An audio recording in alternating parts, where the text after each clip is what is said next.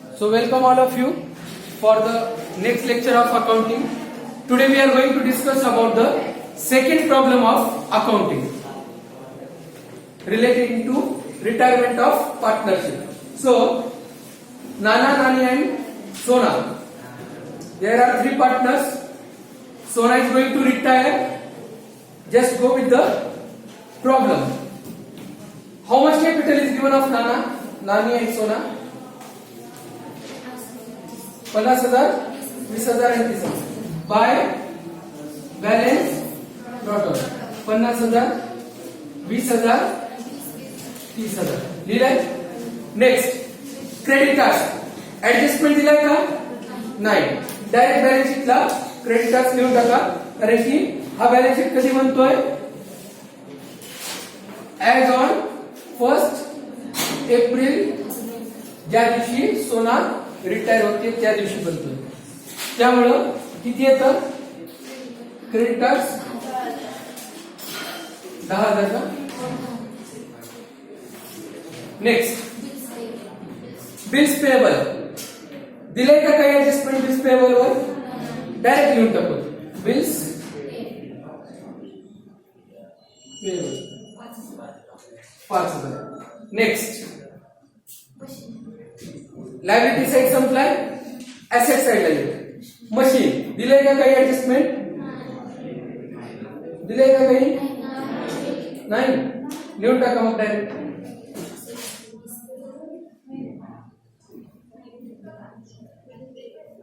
काल दिला होता तर आपण ऍडजस्टमेंट केला, आज दिला नाही तो लिहून टाकला डायरेक्ट. नेक्स्ट बिल्डिंग दिलाय का? काय ऍडजस्टमेंट? किती ऍडजस्टमेंट आहे? Third adjustment. काय म्हणतं?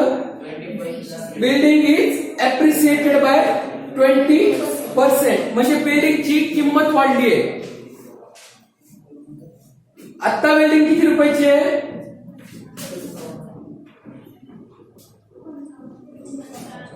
55,000. अप्रिशिएट होणं म्हणजे वाढ होणे, किंमत वाढली. Add 20% appreciation. किती येतं 55,000 वर 20%? लिहून घ्यायचं सायमल्टेनियसली लिहून घ्यायचं. चला किती आला? 11,000. टोटल सांगा किती येते?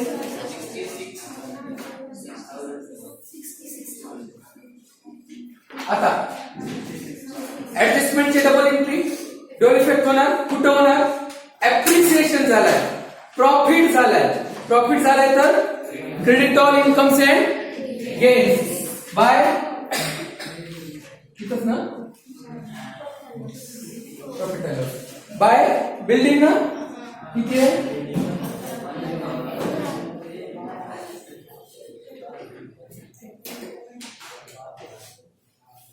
11,000. कळालं इथपर्यंत? नेक्स्ट स्टॉक दिला ऍडजस्टमेंट. किती ऍडजस्टमेंट आहे? पहिला. आता बघा कन्फ्युजन काय होतं ते सांगतो. स्टॉक होता किती आहे? 12,000. त्याला 100% समजू. कोणती व्हॅल्यू 100%च असते. आणि आता राहिला किती? 92% स्टॉक राहिला. म्हणजे रिड्यूस किती झालाय? 8%. लिहा working note number 1. Calculation of stock.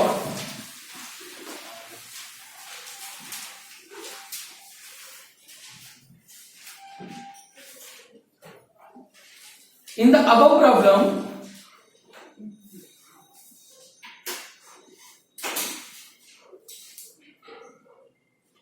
comma, in the adjustment number 1,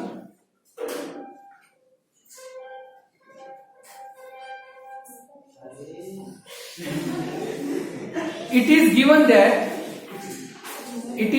that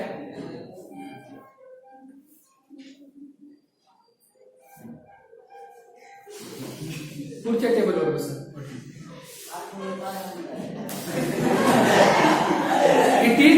It is given that stock is valued at 92%. Stock is valued at 92%. which means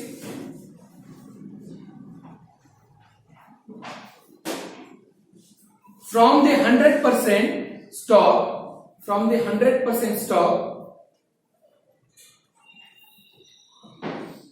only 92% stock is remained, है ना? Only 92% stock is remained. So 8%, 100 minus 92 is equal to 8%. कुठून आला 8% तर असा 100 minus 92 is equal to 8%. So 8% stock is reduced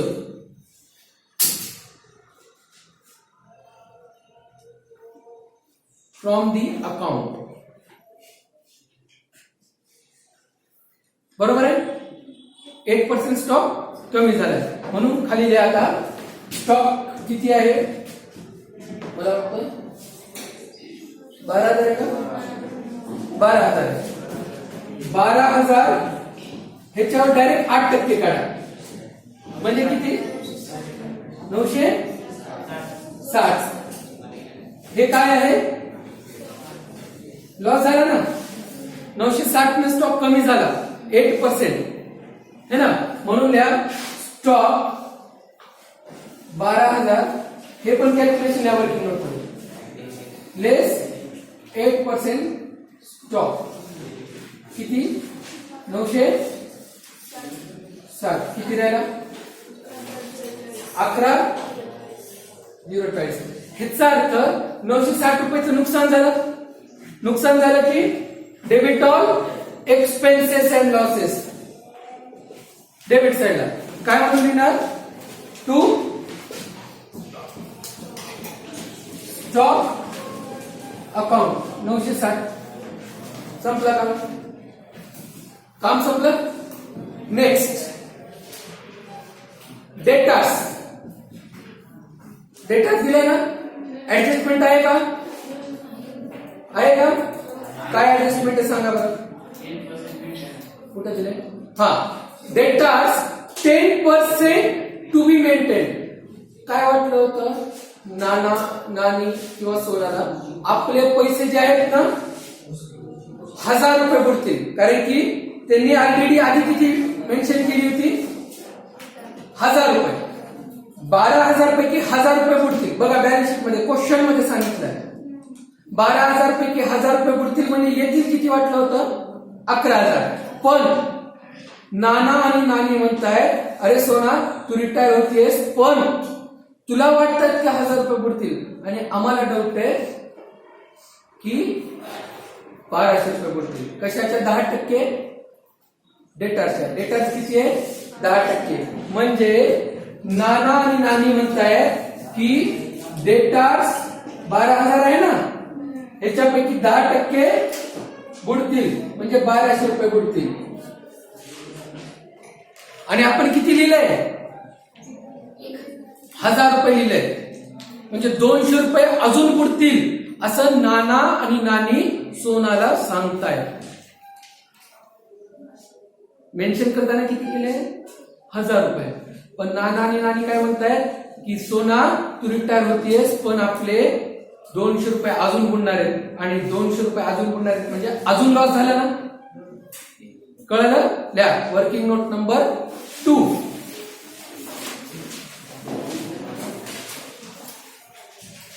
in the balance sheet in the given problem comma in balance sheet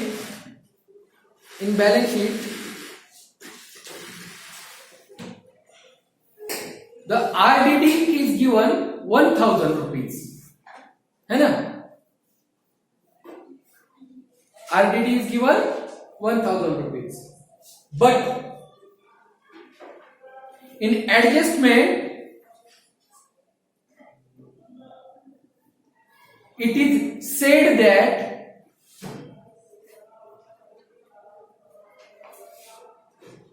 RDD is maintained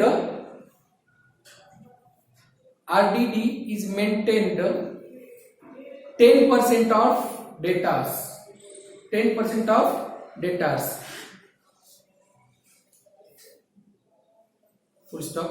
Which means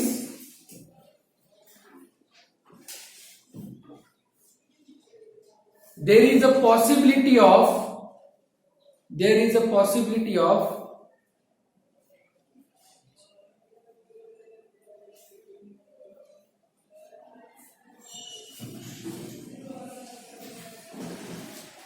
12,000 into dash करा आणि खाली द्या 12,000 into 10% 1200 rupees loss.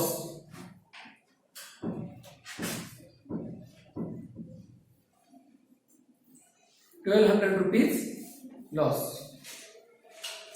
कळलं? फुल stop. Next line मध्ये द्या paragraph change करून.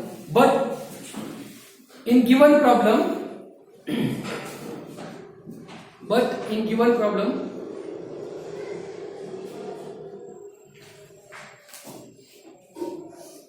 it is said that there is 1,000 rupees loss.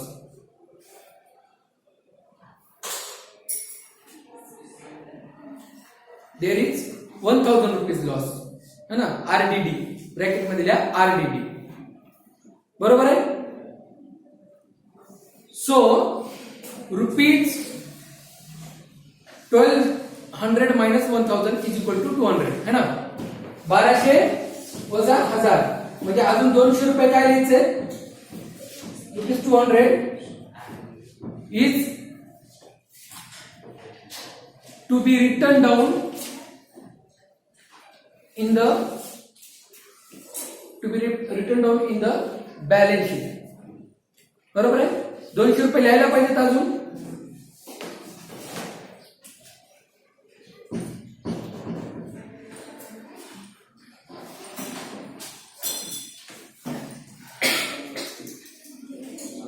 है ना. आता बघा आरडीडी म्हणजे सन्ड्री डेटर्स किती आहे. 12,000. ह्याच्यापैकी किती बुडणार आहेत. लेस आरडीडी ना 10% म्हणजे 1200 झाले. ऍड केले 200 रुपये अजून किती राहिले 10,800. मला सांगा तुमच्या प्रॉब्लेम मधले जे 1,000 रुपये मायनस केले ते ऑलरेडी बॅलन्स शीट P&L मध्ये ट्रान्सफर केले असतील का नाही. अजून जर तुम्ही 1200 केले तर टोटल 2200 होतात. लिहायचे किती आहेत आता सध्या अजून 200च नुकसान झाले. 1,000 रुपये तर ऑलरेडी असतात. म्हणून काय करायचं टू RDD 1200 वजा 1000 म्हणजे ऍक्च्युअली 200 रुपयाचं नुकसान अजून है ना. रिव्हॅल्यू केलं ना आपण. ह्याला रिव्हॅल्यू केलं.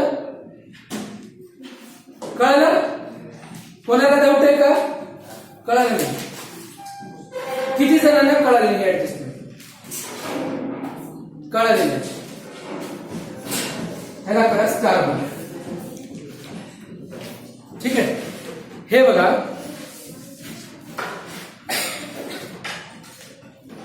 सोना नाना आणि नानी तिन्ही पार्टनर आधीपासून आहेत. आज सोना रिटायर होतीये 1 एप्रिल 2019 ला. म्हणून आपण हे सगळं खातं परत तयार करतो. सोना रिटायर होताना म्हणते की मला माझा प्रॉफिट द्या. पण आपण काय म्हणतो सोना एकदा चेक करू प्रॉफिट झाला का नुकसान झालं. प्रॉफिट झाला असेल तर आम्ही तुला देऊ. नुकसान झालं असेल तर तू आम्हाला दे जाता जाता. कारण की आतापर्यंत आपण पार्टनर आहे. ह्याच्या पुढून आम्ही वाटून प्रॉफिट राहिलेले पार्टनर्स. पण आता तर तू देऊन जा प्रॉफिट. बरोबर आहे. आता काय झाला सोना नाना आणि यांनी व्यवहार केला होता आधीच आणि त्यांनी उधारीवर गुड्स विकले होते. किती रुपयाचे 12,000 रुपये. आणि तेव्हा त्यांना डाऊट होता की 1,000 रुपये येणार नाही. मग ते विचार करतात येतील तेव्हा बघू देतील तेव्हा बघू. आणि आपण काय म्हणतो नेहमी होणारा लॉस आपण ऍझ्युम करू शकतो. होणारा प्रॉफिट नाही. भविष्यात होणारा लॉस आपण ऍझ्युम करू शकतो. डाऊट होता मला 1200 पैकी 1,000 रुपये बुडतील म्हणजे 11,000च येतील. बॅलन्स शीट बघा प्रॉब्लेम मध्ये. पण आपण काय म्हणतोय म्हणजे नाना आणि नॅनी काय म्हणतात सोनाला सोना तू रिटायर होतेस मला असं वाटतं की 1200 रुपये बुडतील. 10% पैसे बुडतील म्हणजे किती 1200 रुपये. सोना म्हणाले काय म्हणतात, आधी तर 1000 रुपये म्हणला होता. हो, आता डाऊट किती आहे, 1200 रुपयाचा. म्हणजे 1200 रुपये बुडतील ना, म्हणजे अजून 200 रुपये नुकसान होणार आहे ना, अजून 200 रुपयाचं नुकसान होणार आहे, म्हणजे 200 होईल. 1000 तर आधी ही अकाउंट तयार करत होतो, अकाउंट कंटिन्युअस तयार होत असतो ना. मागच्या वेळेसच आपण 1000 रुपये लिहून ठेवले होते. तुम्हाला फक्त ह्या वर्षीच लिहायचंय, मागच्या वेळेस पण आपण कॅरी फॉरवर्ड केले असतील ना. उधारीवर कुठं काय आताच थोडी गेलो होतो, आधीपासून व्यवहार आहे आपला. आधी तर आपण 1000 रुपये लिहिते आणि बघा तुम्ही बॅलन्स शीट मध्ये अशीच एक बॅलन्स शीट तुम्हाला दिली प्रॉब्लेम मध्ये.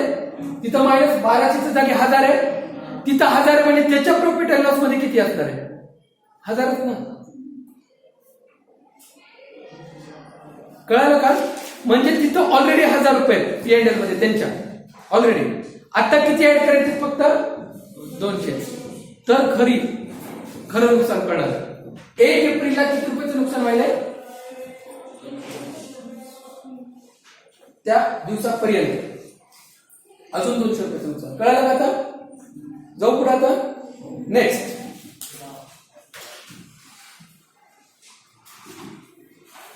कॅश दिलाय है ना. आता कॅशची ऍडजस्टमेंट आपण करूया. आता 1 बाय 1 कोणती ऍडजस्टमेंट राहिली सांगा. गुडविल राहिले है ना. बघा काय म्हणतं, goodwill of the firm is fixed at 12,000. Goodwill किती आहे, 12,000. आणि काय होतंय, Sona shares in the sale be adjusted in the accounts of contributing partner in gain ratio है ना. आता तुम्हाला काय कॅल्क्युलेट करायचं आहे, गेन रेशो. ठीक आहे. आता मला सांगा ओल्ड रेशो किती आहे, 5:2:2 म्हणजे नाना नॅनी सोना 5/10, 2/10, 3/10. बरोबर आहे, बरोबर आहे. आता मला सांगा सोना रिटायर होतीये, सोना रिटायर होताना प्रॉफिट वाटून घेणार आहेत बाकीचे, रेशो बदलणार आहे.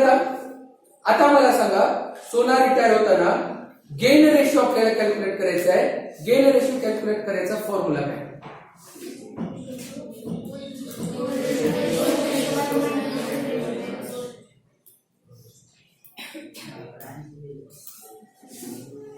न्यू रेशो मायनस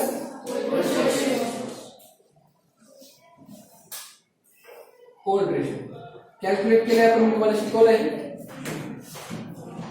आता मला सांगा न्यू रेशो किती आहे. सोना रिटायर होतीये, तिचा शेअर कटला, राहिला किती, 5:2. बट हे जर कधी दिलं असतं, आपण असं कधी केलं असतं, जर न्यू रेशो दिला नसता तर. न्यू रेशो दिला नसता तर मी डायरेक्ट कट केला असता आणि 5:2 केला असतं पहिला प्रॉब्लेम. या प्रॉब्लेम मध्ये न्यू रेशो दिलाय का, ऑलरेडी दिलाय, म्हणून न्यू रेशो तुम्हाला 3:1 दिलाय. बरोबर आहे. मग आता न्यू रेशो 3:1 आहे. कोणामध्ये असणार आहे न्यू रेशो, नाना आणि म्हणजे नानाचा 3/4, नानीचा का बरं हे घेतोय मी, दिलाय म्हणून. लिहा working note number next. The old ratio of Nana, Nani and Sona is 5:2:3.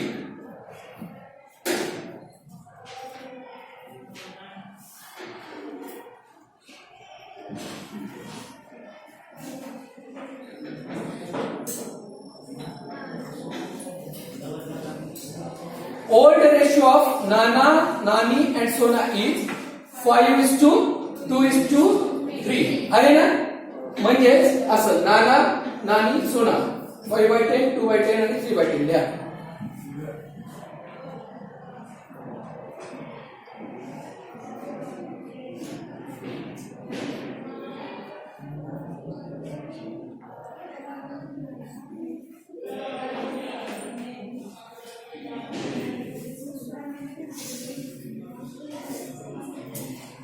झालं.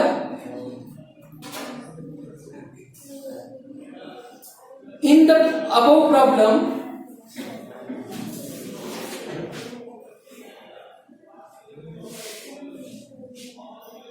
in adjustment number 5, mu ratio is given. दिले ना. In the above problem शोधावं लागतं आपल्याला, सरळ सरळ लक्षात येत नाही. In the above problem, in the adjustment number 5, mu ratio is given that is 3:1. दिलाय. कोणाचा रेशो आहे? पार्टनर कोण रिटायर होतोय? सोना. म्हणजे राहिलेली न्यू रेशो कोणाची आहे? नाना आणि नानीचा. म्हणून नानाचा 3/4, नानीचा 1/4. झाला. क्लिअर कट आहे. आता मला सांगा, तुम्हाला न्यू रेशो आणि ओल्ड रेशो दिलाय. तुम्हाला गुडविल व्हॅल्यूड आहे ना, व्हॅल्यूड गुडविल दिली आहे. मी तुम्हाला म्हणलंय व्हॅल्यूड गुडविल आपण कशावर कॅल्क्युलेट करतो?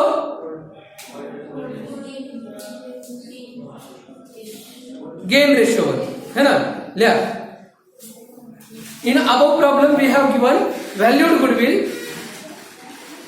In above problem we have given valued goodwill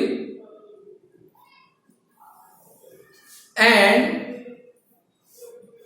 this goodwill is shared in gain ratio.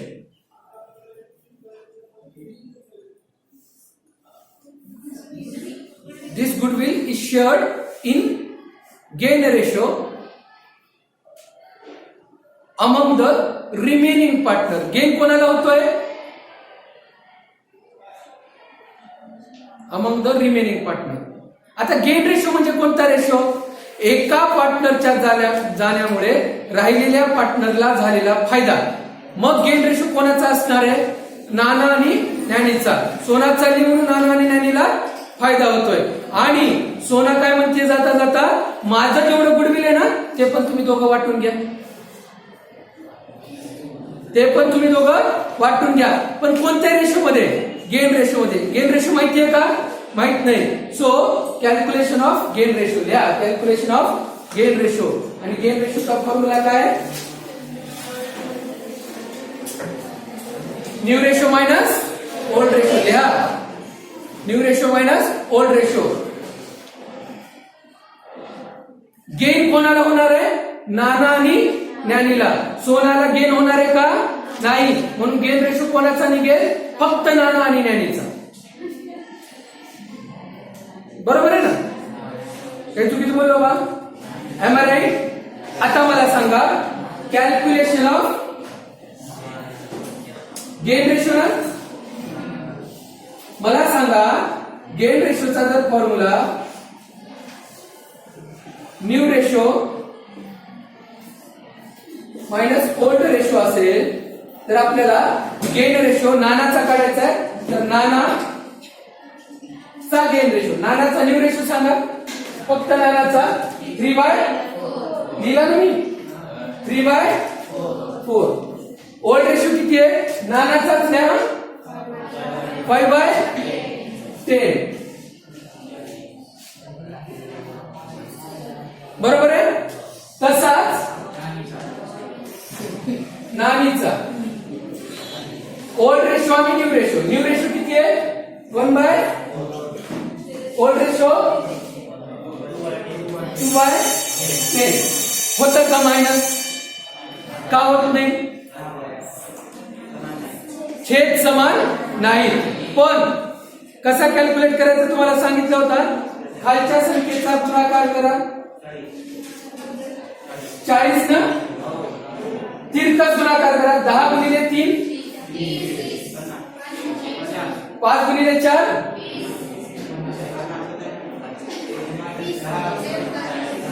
बरोबर आहे ना. हा, राहिले किती? 10/40. खाली परत 40 तिरका गुणाकार 10 8 किती आला? 10:2. अजून भागाकार करता येतो याला. 2×2=10 ऑड संख्याला. म्हणून गेन रेशो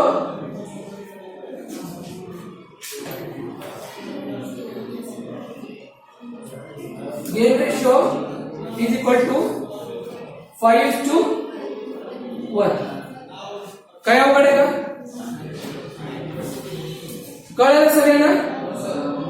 सिंपल आहे. कोणी आहे का मागं ज्याला लक्षात आलं नाहीये? आता बघा गेन रेशो काढला. गुडविलचा ट्रीटमेंट काय म्हणलाय मी? गुडविल जाता जाता सोना काय म्हणते? एक काम करा, नाना नानी आणि सोनाचा गुडविल आधी किती होतो ते काढून घे. नाना नानी आणि सोनाचा किती आहे गुडविल काढून घ्या. आधी किती आहे?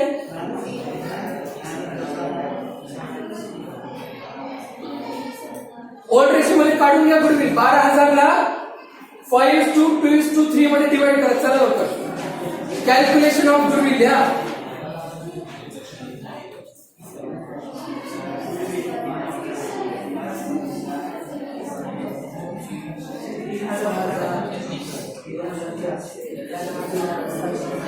झालं? किती आला? कळलं का आपण काय करतोय? आता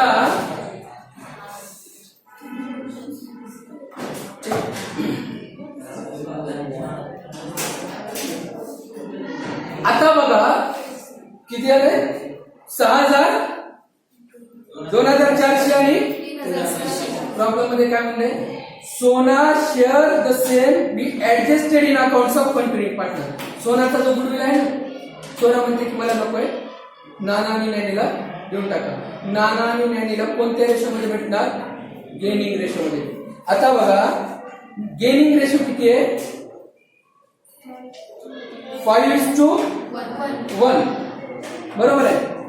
करा कॅल्क्युलेट करा. गेनिंग रेशो 5:1 मध्ये डिवाइड करा. 3,600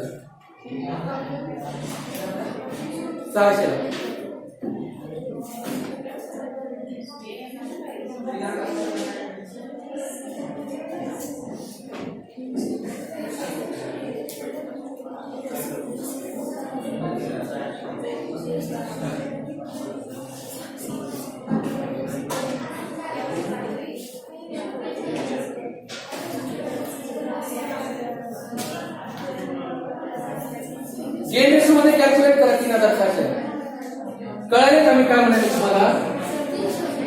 हे बघा गेन रेशो कळाला.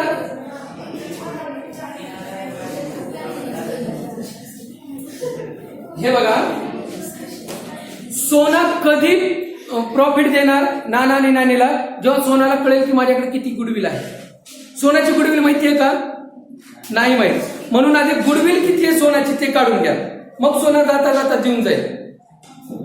कळालं का? आता बघा कॅल्क्युलेशन ऑफ गुडविल. गुडविल किती आहे? 12,000. आधी 12,000 पैकी नानाचं किती आहे, नानीचं किती आणि सोनाचं किती माहित पाहिजे. आणि ते कोणत्या रेशोमध्ये असणार? 5:2:3 मध्ये. म्हणजे 12,000 पैकी 5/10, 12,000 पैकी 2/10, 12,000 पैकी 3/10. हा नानाचा, नानीचा, सोनाचा. सांगा किती आहे? 6,400 का? आता सोना म्हणते की मला 3,600 नकोय. माझा प्रॉफिट कोणाला द्या? माझा गुडविल कोणाला द्या? नाना आणि नानीला. आता नाना आणि नानी म्हणते आम्ही 3,600 कोणत्या रेशो मध्ये घ्यावं? गेन रेशो मध्ये. गेन रेशो किती आहे? कळालं का? इथपर्यंत दिले का? हे काढले? ठीक आहे. आता खाली द्या. Sona's goodwill will be shared. Sona's goodwill will be shared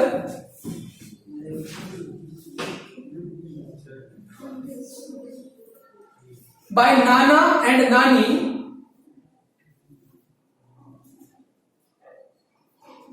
in gain ratio.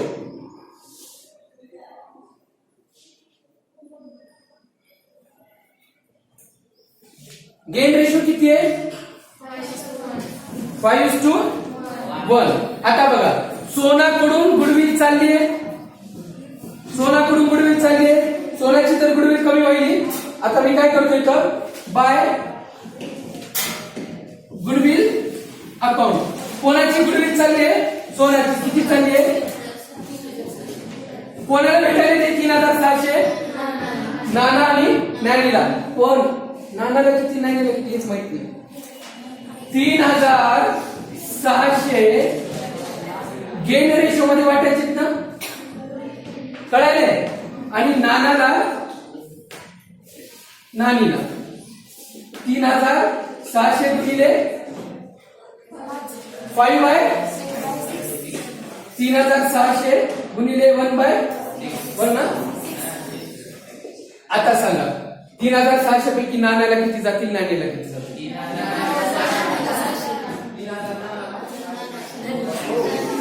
600 नानीला, है ना. म्हणजे हे 3600 गेले, कुठून गेले, सोनाकडून. सोनाच्या अकाउंट मध्ये लिहिलं, आले कोणाच्या खात्यात, टू गुडविल अकाउंट.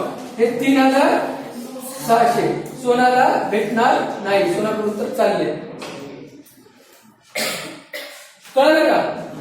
आता गुडविल राहिली का, डिस्ट्रीब्यूट केली ना, संपला.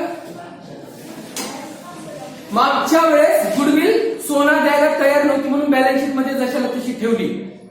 बघा मागच्या गुडविल मध्ये, कळलं नाही.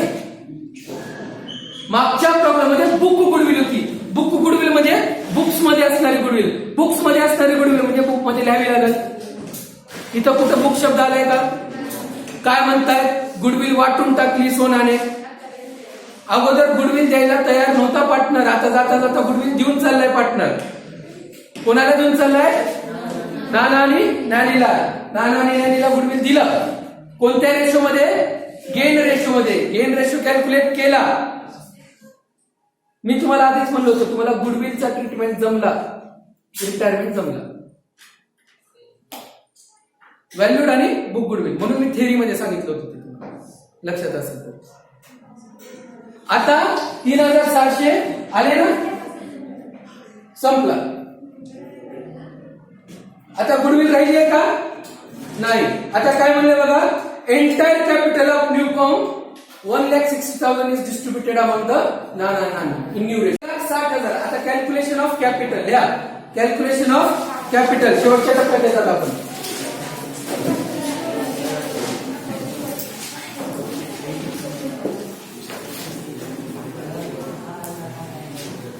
कॅपिटल किती आहे, 1,00,000. आणि कोणत्या रेशो मध्ये वाटायचं आहे, 3/4 1/4. नाना नानी, बरोबर आहे. कॅपिटल कोणाला भेटणार आता, नाना आणि नानीला. नानाला 3/4 मध्ये 1,60,000 चे 3/4 किती,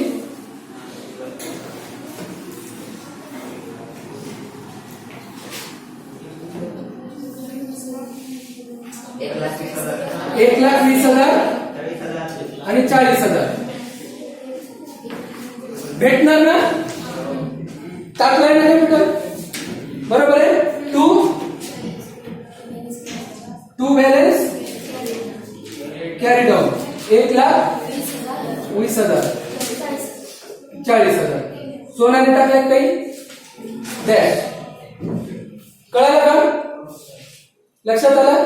आता शेवटी काय म्हणले, अमाऊंट पेबल टू सोना पेड इन कॅश. कॅश मध्ये पेमेंट करा म्हणते सोनाला. कॅश आहे का आपल्याकडे, सोन्याला किती पेमेंट द्यायचंय, कॅश आहे आपल्याकडे 17,000.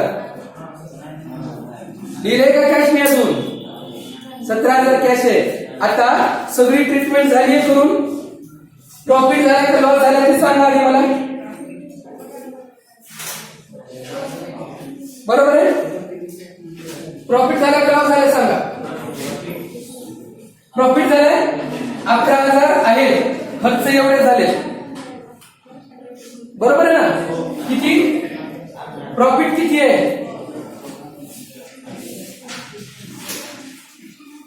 11,000 होता, 200 आणि 9,800. हे प्रॉफिट सोना, नाना आणि नानी तिघ वाटून घेतील कारण की आधी कमवलेला पैसा आहे हा. बरोबर आहे ना. टू काय बोलतो आपण याला, पार्टनर्स कॅपिटल. हा प्रॉफिट आहे ना. कोणत्या रेशोमध्ये, ओल्ड रेशोमध्ये. सांगा किती येतं. नाना नानी चार हा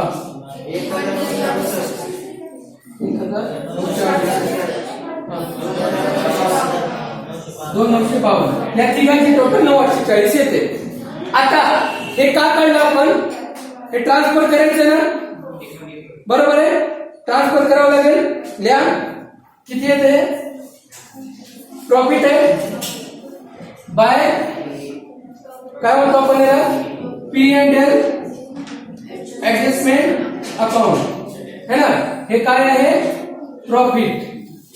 किती आहे, 4,920, 1,968, 2,952. सगळं झालंय. सगळ्या ट्रीटमेंट झाल्या.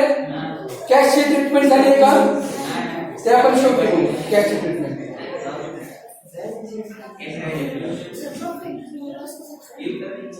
काय झालं, प्रॉफिट अँड लॉस. इकडं जर हे इन्कम आहे, credit on income, debit on expenses. Income जास्त आहे, खर्च कमी आहे. प्रॉफिट. इन्कम जास्त आहे, खर्च कमी आहे, म्हणून 9,840 प्रॉफिट. तिकडची टोटल जास्त, तिकडची टोटल कमी. कळलं. आता बघा, आता हॅलो, रोज सांगायची गरज पडू देऊ नका.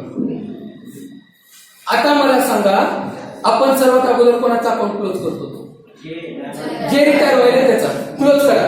रिटायर होणाऱ्या पार्टनर किती आला, 36,552. 36 किती राहिला, 2.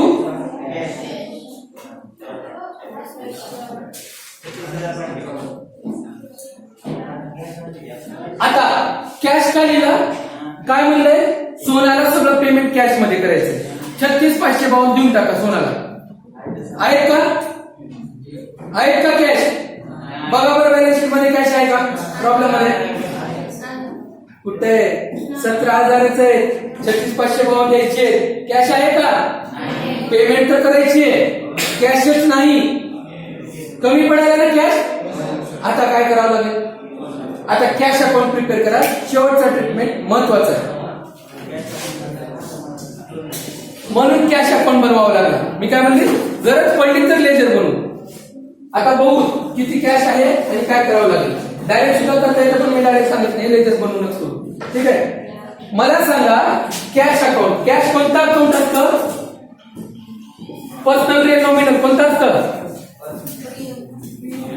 कॅश ऍसेट आहे, ऍसेट नेहमी रिअल अकाउंट असतं. कळालं का.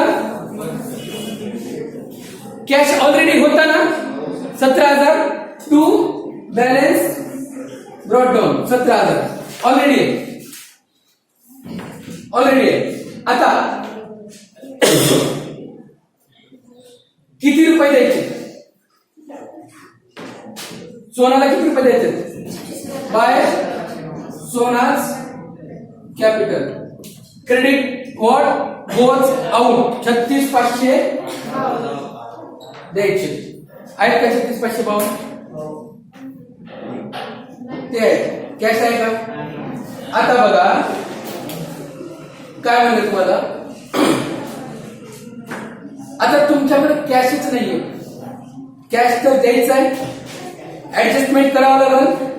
बरोबर आहे, करू ते ऍडजस्टमेंट, बघू.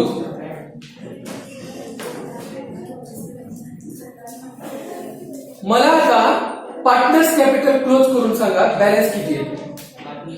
नुकसान मध्ये का लॉस मध्ये, प्रॉफिट मध्ये. पार्टनर्स कॅपिटल क्लोज करा. नाना आणि नानी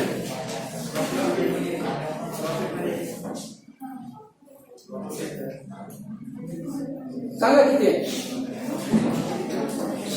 इकडची टोटल जास्त का इकडची आहे? 36,552 बॅलन्सिंग फिगर आहे ना, एवढे द्यायचेत ना. सोनाचं आहे. आता बाय कॅश अकाउंट किती आहे? टोटल सांगा.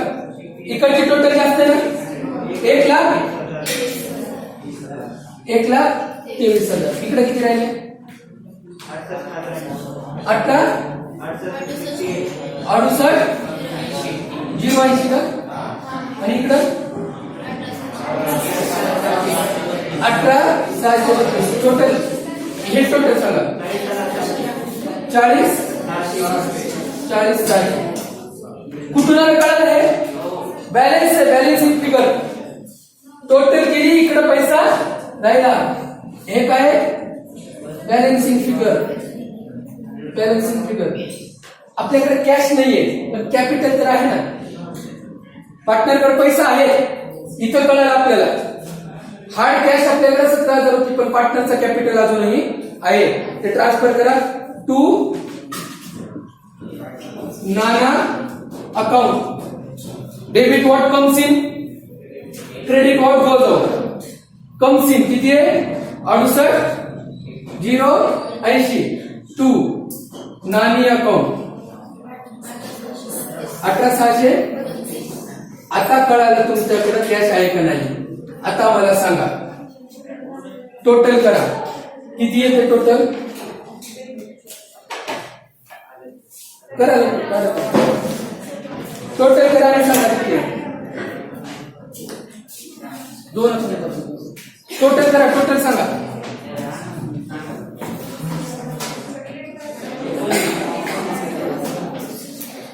सांगा टोटल.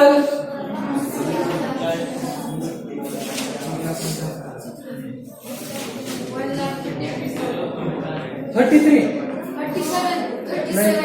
नाही 1,03,712. 1,03,712. 1,03,712 अकाउंट मध्ये आहेत ना. द्यायचे किती? 36,552. राहिले किती?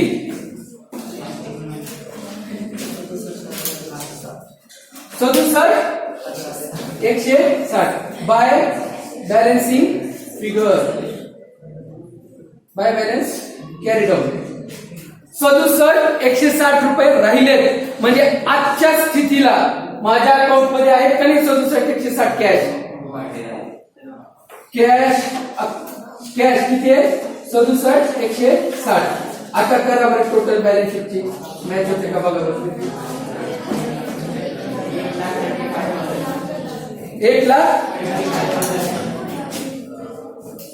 बघा बरं. येते का? येत नाही. हा, अजूनही आपल्या कंपनीमध्ये 1,60,000चा कॅपिटल आहे, ज्याची ट्रीटमेंट आपण करायचं विसरलोय. कॅपिटलची किती आहे? बाय पार्टनर्स कॅपिटल ना. पार्टनर्स कॅपिटल नानी 1,20,000 आणि 40,000 आणले होते ना नानाने, नवीन टाकले होते ना. 1,20,000 म्हणजे काही विसरलं तर असं कळतं आपल्याला. मी मुद्दाम ठेवला होता, ते विसरलो नव्हतो मी. कधीही लक्षात ठेवा. काल मला एकाने विचारलं होतं तिचं बॅलन्स शीट टॅलीच व्हावी लागते का. इथं कळायला काहीतरी विसरलं म्हणून लगेच शोधायचं काय राहिलं असेल आयटम. नेहमी लक्षात ठेवा, बॅलन्स शीट टॅली नाही. परत अकाउंट कडे यायचं आणि बघायचं, ऍडजस्टमेंट कडे जायचं. ड्युअल इफेक्ट झालेत का लगेच चेक करायचं. ह्याला म्हणतात एरर शोधणे. कळलं का? बॅलन्स शीट टॅली परफेक्ट, तर आन्सर परफेक्ट झाला. एवढंच.